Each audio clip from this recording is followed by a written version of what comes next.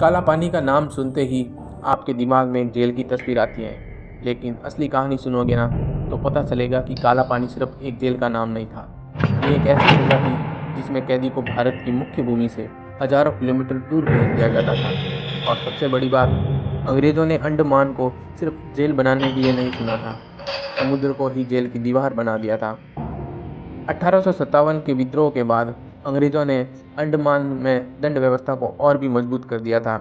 जगह ऐसी थी कि चारों तरफ बस समुद्र ही समुद्र था और मुख्य भूमि से इतनी दूर कि वहाँ से भागना बिल्कुल आसान नहीं था। लेकिन फिर अंग्रेज़ों को एक और समस्या समझ आई।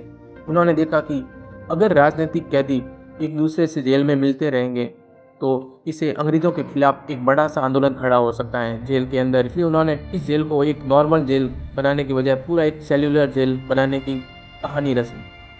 फिर इस सेल्युलर जेल को बनाने का काम 1896 में शुरू होता है और 1906 में कंप्लीट हो जाता है, जिसमें 7 विंग्स, एक सेंट्रल टावर और बड़ी संख्या में अलग अलग सेल्स बनते हैं। लेकिन ये कोई सामान्य जेल नहीं थी। इसका डिज़ाइन भी ऐसा रखा गया था कि कैदी एक दूसरे से आसानी से संपर्क ना कर सके। यानी एक ही जेल में सैकड़ों लोग होंगे, लेकिन हर व्यक्ति अब यहाँ एक बात ध्यान से सुनना। इन कैदियों को अंग्रेज सिर्फ अपराधी नहीं मानते थे। कई राजनीतिक कैदियों और क्रांतिकारियों को एनार्किस्ट जैसी श्रेणियों में रखा गया और उन्हें बेहद कठोर जेल व्यवस्था का सामना करना पड़ता।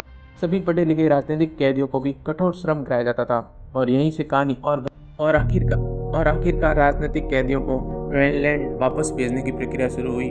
फिर धीरे धीरे 1937 से 1938 के बीच राजनीतिक कैदियों की रिपाट्रिएशन शुरू हो गई और सेल्युलर जेल का वो दौर खत्म होने लगा।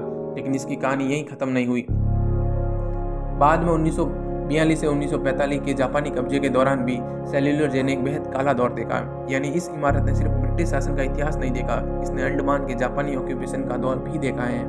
और आज जिस जगह को कभी अंग्रेजों ने राजनीतिक कैदियों को अलग थलग करने के लिए इस्तेमाल किया था, वही सेल्युलर जेल आज राष्ट्रीय स्मारक है। तो अगली बार जब कोई बोले काला पानी मतलब बस अंडमान की पुरानी जेल, तो याद रखना इसके पीछे है सैकड़ों राजनीतिक कैदियों का इतिहास, अलग अलग कोठारियों की व्यवस्था, कठोर श्रम, भूख हड़तालें, बलिदान और जेल के अंदर से उठी वो आवाज़ जिसे अंग्रेज समुद्र के उस पार भी पूरी तरह दबा नहीं पाए।